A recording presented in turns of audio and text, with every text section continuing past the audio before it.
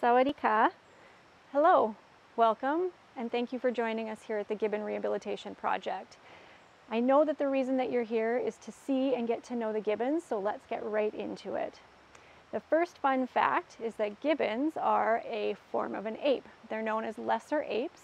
They don't have a tail, unlike monkeys that do. They are more closely related to chimpanzees, orangutans, and gorillas, as well as humans, than they are to monkeys.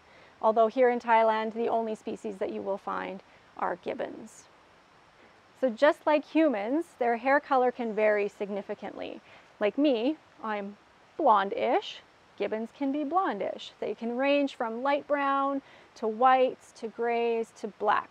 The color doesn't indicate the specific species type. They're just genetically different depending on the gibbon that they are.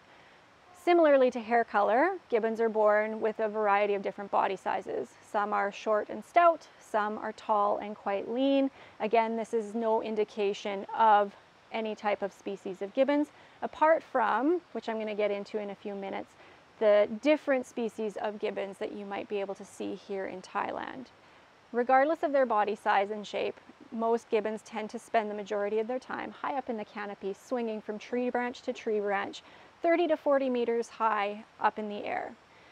Gibbons have been recorded to brachiate, swing, up to 56 kilometers or 35 miles per hour. So they're pretty quick navigators through the thick forest.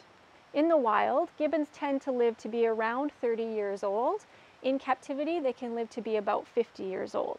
Some of the gibbons here at our center are over 30 years old, so they still have a long time ahead with us at the center to care for them. When a female gibbon becomes pregnant, the gestation period is about 7 months. Once the baby gibbon is born, it will be inseparable from mom for approximately the first 2 years of life. After that, it will spend the next 5 to 6 years exploring the world around mom, nearby mom, learning the different varieties of trees that surround it. Once they reach sexual maturity, they will branch out and begin to try to find their own mate to establish their own family group. Gibbons usually attract a mate by using their beautiful vocalizations and singing in order to call other gibbons around nearby. Once they find a partner, gibbons are unique in the ape species in that they are tending to be monogamous, meaning that they mate for life. Because they are monogamous, that means that they tend to stay in small family groups, with the juvenile remaining with the family until it reaches its own sexual maturity in order to branch out and establish its own family unit. In addition to vocalizing in order to attract a mate, the longer that a gibbon couple stays together, the more complex their singing becomes. These are called duets. So the male and female will sing back and forth in order to establish a stronger bond, as well as communicate their territory to other gibbon families. The longer they're together, the more complex and beautiful the calls can become.